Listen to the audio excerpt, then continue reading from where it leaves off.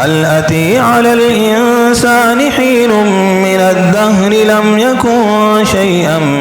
مذكورا إنا خلقنا الإنسان من نطفة أمشاج نبتليه فجعلناه سميعا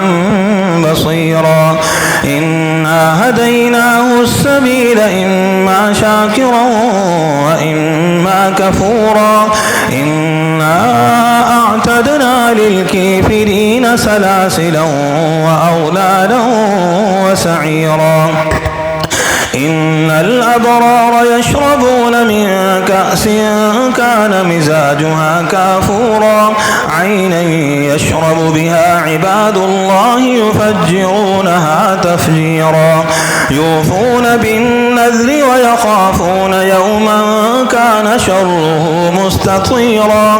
ويطعمون الطعام على حبه مسكينا ويتيما وأسيرا إنما نطعمكم لوجه الله لا نريد منكم جزاء ولا شكورا إنا نخاف من ربنا يوما عبوسا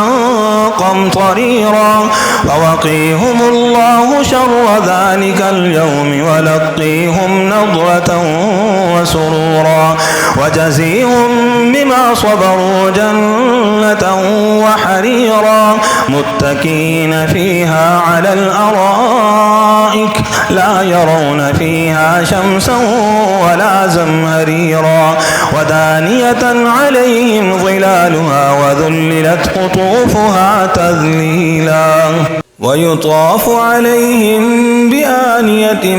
من فضة وأكواب كانت قواريرا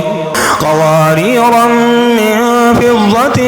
قدروها تقديرا ويسقون فيها كأسا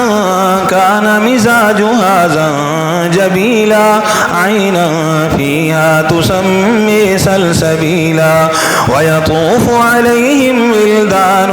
مخلدون إذا رأيتهم حسبتهم لؤلؤا